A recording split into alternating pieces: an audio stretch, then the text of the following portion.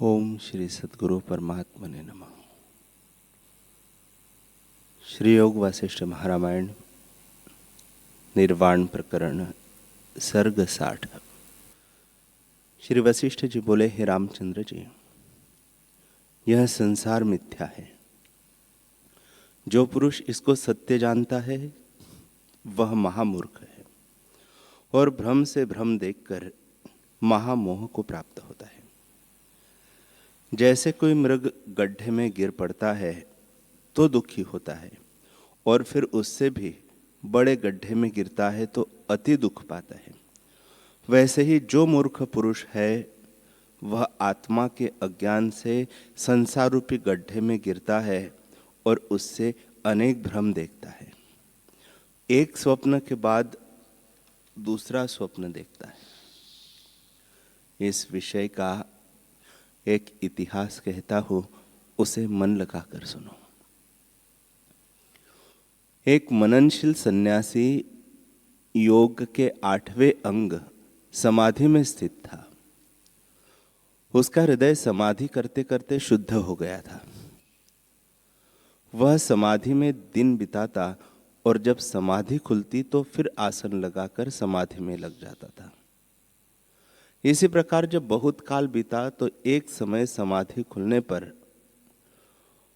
वह एक चिंतन करने लगा कि जैसे साधारण पुरुष विचरते और चेष्टा करते हैं वैसे ही मैं भी कुछ चेष्टा रचूं।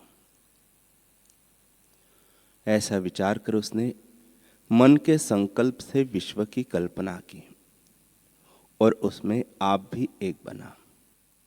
उसका नाम जीवट हुआ। निदान वह मद्यपान करता और ब्राह्मणों की सेवा भी करता। चेष्टा करते करते वह सो गया। स्वप्न में उसको ब्राह्मण के शरीर का भान हुआ तो वह उस ब्राह्मण शरीर में वेद का अध्ययन और पाठ करने लगा। ऐसी चेष्टा से जब उससे चिरकाल बीता तो फिर स्वप्न हुआ। उसमें उसने अपने को बड़ी सेना से युक्त राजा देखा और उस सेना के साथ वह राजा होकर विचरने लगा। कुछ काल जब इसी प्रकार व्यतीत हुआ तो फिर स्वप्न हुआ और उस स्वप्न में उसने अपने को चक्रवर्ती राजा देखा। वह चक्रवर्ती होकर सारी पृथ्वी पर आज्ञा चलाने लगा। जब कुछ काल बीता तो फिर अपने को देवांगना के रूप में देखा। वह देवता के साथ बाग में विचरने लगी और जैसे बेल वृक्ष के साथ शोभा पाती है वैसे ही वह देवता के साथ शोभा पाने लगी। इसी प्रकार जब कुछ काल देवता के साथ बीता तो फिर स्वप्न हुआ और उसमें उसने अपने को हरिणी देखा और वन में विचरने लगा।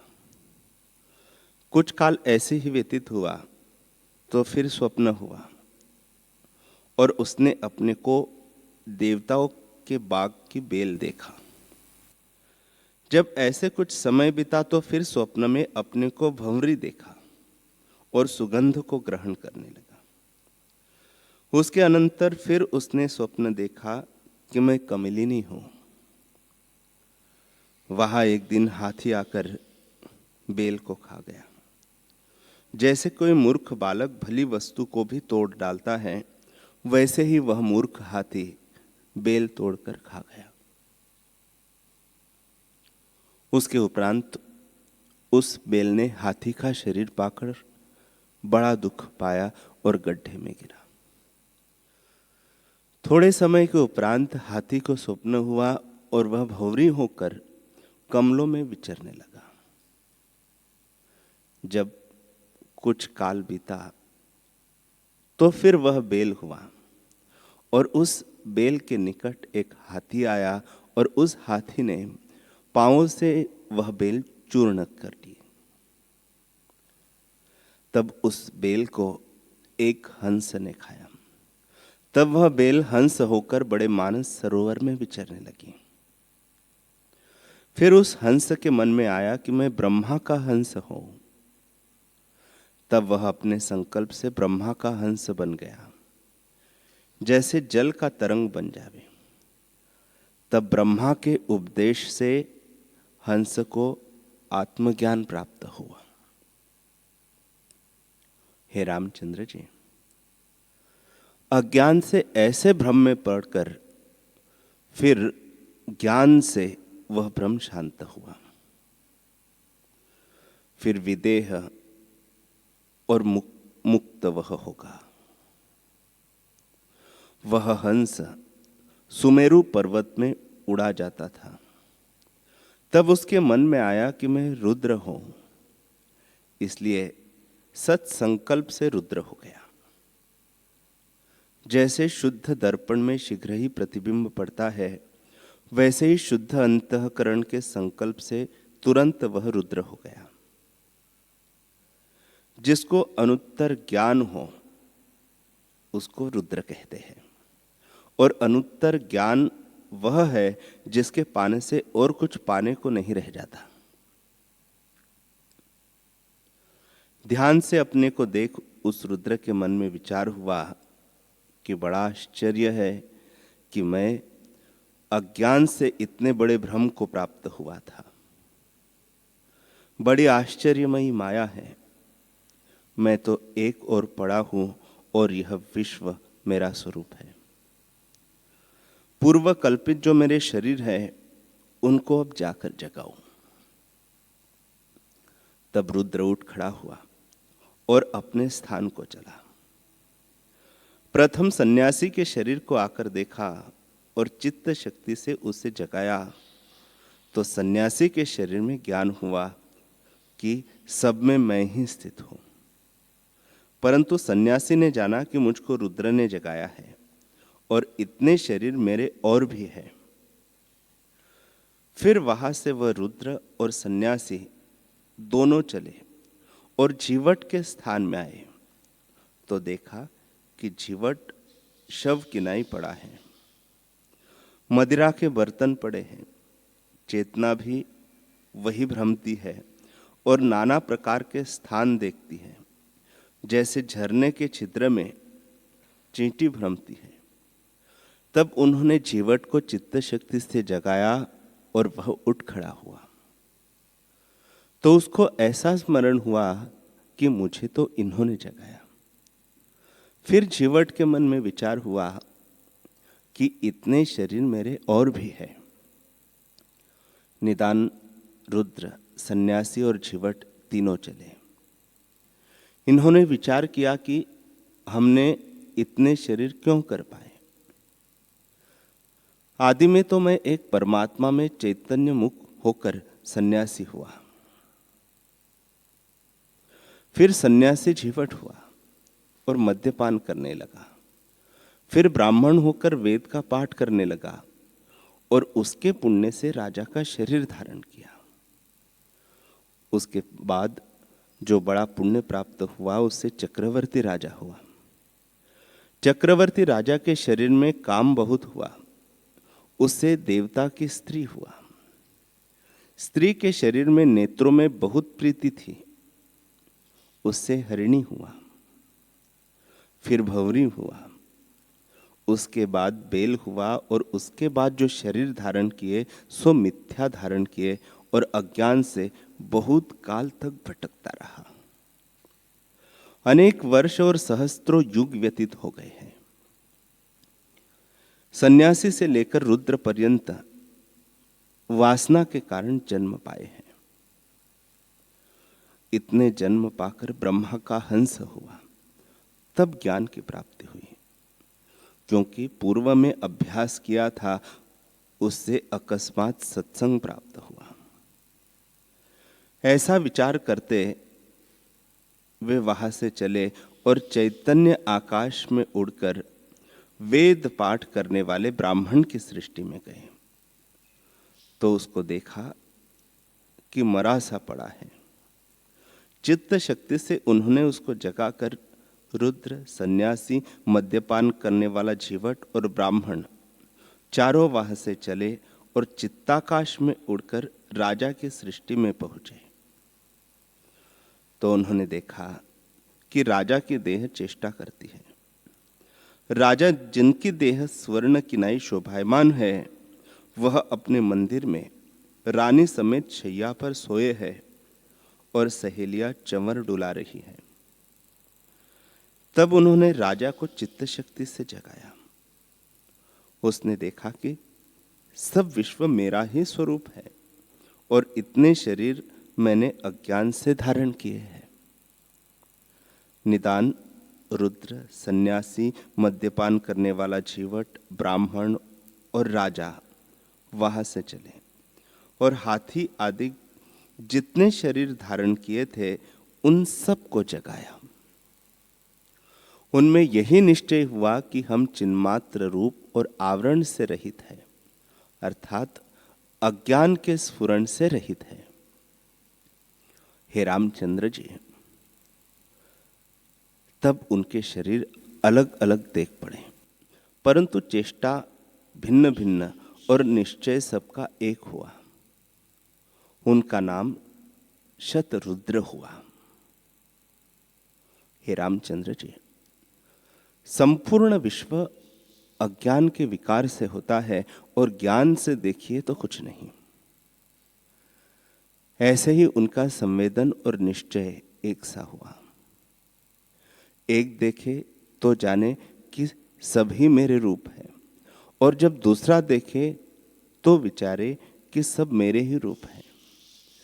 जैसे समुद्र से जो तरंग अनेक तरंग उठते हैं उनके आकार भिन्न भिन्न होते हैं और स्वरूप एक सा ही होता है, वैसे ही ज्ञानवान पुरुष सारे विश्व को अपना ही स्वरूप देखते हैं और अज्ञानी उनको भिन्न भिन्न और अपने को उनसे भिन्न जानते हैं।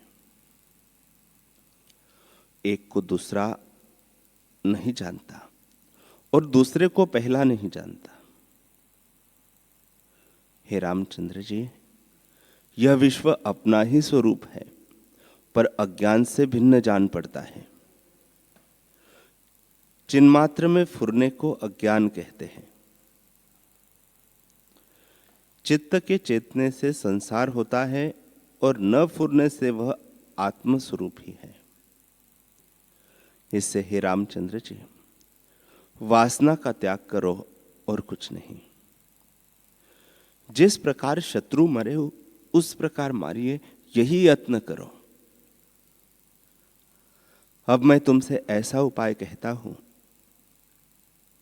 जिसमें कुछ यत्न नहीं और शत्रु भी मारा जाएगा। हे रामचंद्र जी, यह चिंतना ही दुख है और चिंतना से रहित होना ही सुख है। आगे जो तुम्हारी इच्छा हो सो करो। इस चित्त के चिंतन से संसार है और निवृत्त होने में स्वरूप बोध है। जैसे पत्थर में पुरुष पुतलियों की कल्पना करता है तो उसमें पत्थर से भिन्न पुतलियों का अभाव है, वैसे ही चित्त ने विश्व की कल्पना की है। जब चित्त निवृत्त हो तब विश्व अपना ही स्वरूप है, भिन्न नहीं। चित्त से जहां जाता है वहां पंचभूत ही देख पड़ते हैं, आत्मा नहीं देख पड़ता। और चित्त से रहित ज्ञानी जहां जाता है वह आत्मा ही दिखता है। जब चित्त की वृत्ति बहिर्मुख होती है तब संसार होता है और पंचभूत ही दृष्टिगोचर होते हैं। और जब चित्त की वृत्ति अंतर्मुख होती है तब अपना ज्ञान रूप आप ही भासित होता है। ये सब पदार्थ ज्ञान रूप आत्मा बिना सिद्ध नहीं होते। प्रथम आपको जानता है तो और पदार्थ जाने जाते हैं। इसी से ज्ञानवान सब अपना आप जानता है। हे रामचंद्र जी, ये जो कुछ पदार्थ है सो चिंतन से है और जितने जीव है उनकी संवेदना भिन्न भिन्न है। संवेदना में अपनी अपनी सृष्टि है।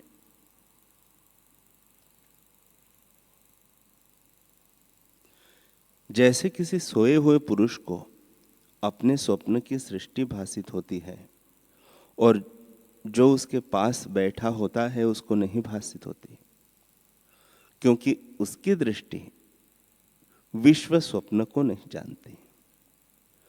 वैसे ही जो ज्ञानी है उसको अपना रूप आप ही भासित होता है और इस सब जगत को वह अपना ही रूप जानता है। अज्ञानी जिस ओर देखता है उसी ओर पंचभूत दृष्टिगोचर होते हैं। जैसे पृथ्वी को खोदने से आकाश ही देख पड़ता है, वैसे ही ज्ञानी चित्त सहित जहां देखता है वहां पंचभूत ही दृष्टि आते हैं। इससे हे रामचंद्र जी, तुम कामना से रहित हो। कामना ही से बंधन है और कामना वासना न रहना ही मोक्ष है। आगे जैसी तुम्हारी इच्छा हो वैसा करो। हे रामचंद्र जी, जो न चेतने से अस्त हो जाए उसके नाश में कृपणता क्या करना है। जो वासना विनाश से प्राप्त हो उसका प्राप्त रूप जानो। राम जी ने पूछा, हे मुनीश्वर, ये स्वप्न में जीवट और ब्राह्मण से लेकर अनेक रूपी सन्यासी के हुए, फिर उसके उपरांत क्या हुआ। श्री वशिष्ठ जी बोले, हे रामचंद्र जी, ब्राह्मण आदि जितने शरीर थे वे रुद्र के जगाने पर सुखी हुए। जब सब इकट्ठे हुए तब रुद्र ने उनसे कहा, हे साधो, तुम अपने अपने स्थान को जाओ और कुछ काल अपने पुत्र कलत्र के साथ भोग भोगो। तब तुम मेरे गण होकर मुझको प्राप्त होंगे और महाकल्प में हम सभी विदेह मुक्त होंगे। हे रामचंद्र जी, जब रुद्र ने ऐसा कहा तब सब अपने अपने स्थान को गए। रुद्र भी अंतर्धान हो गए। वे अब भी तारों का आकार धारण किए कभी कभी हमको आकाश में दृष्टिगोचर होते हैं। राम जी ने पूछा, हे भगवान, आपने कहा कि सन्यासी ने जीवट आदि सब शरीर धारण किए, सो वे सत कैसे हुए, उनकी सृष्टि कैसे सत हुई। वशिष्ठ जी बोले, हे रामचंद्र जी, आत्मा सर्वव्यापक शुद्ध चैतन्य आकाश और अनुभव रूप है। उसमें जैसे देश काल और वस्तु का निश्चय होता है वैसा ही वह बन जाता है। जैसा जैसा स्फुरित होता है वैसा ही वैसा आगे होता है। जिसका मन शुद्ध होता है उसका सत्संकल्प होता है और वह जैसा संकल्प करता है वैसा ही होता है।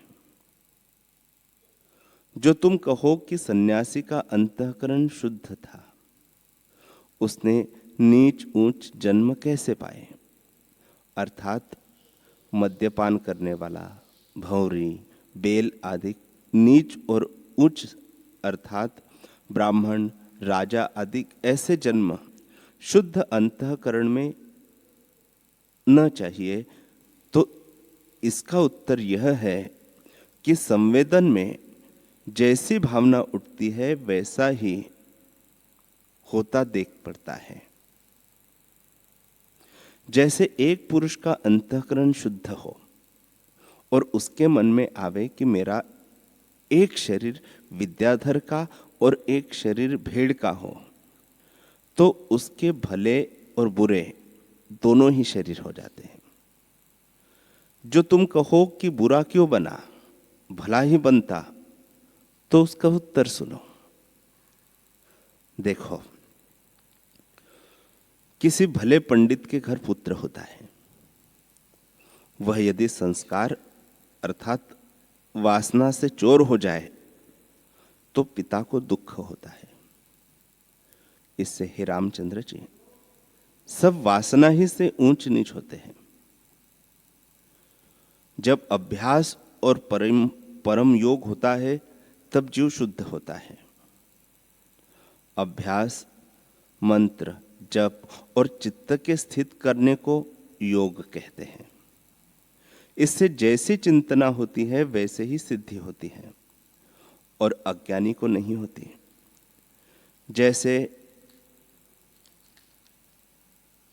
वस्तु निकट पड़ी है और भावना नहीं है तो वह दूर है, वैसे ही अज्ञानी की भावना नहीं तो न दूर वाली वस्तु प्राप्त होती है और न निकट वाली।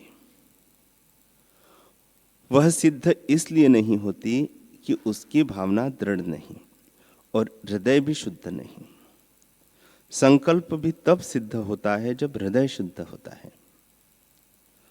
शुद्ध हृदय वाला जिसकी चिंतना करता है वह चाहे दूर हो तो भी सिद्ध होता है और जो निकट है वह भी सिद्ध होता है। जो तुम कहो कि सन्यासी तो एक था, बहुत चैतन्य शरीर कैसे हुए, तो इसका उत्तर भी सुनो। जो कोई योगेश्वर और योगिनी देवियां हैं, उनका संकल्प सत्य है। उनके जैसा संकल्प उठता है वैसा ही होता है। ऐसे सत संकल्प वाले मैंने अनेक देखे हैं।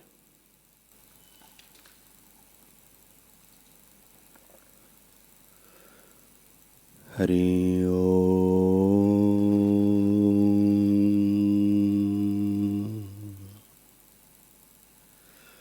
हरि ओम।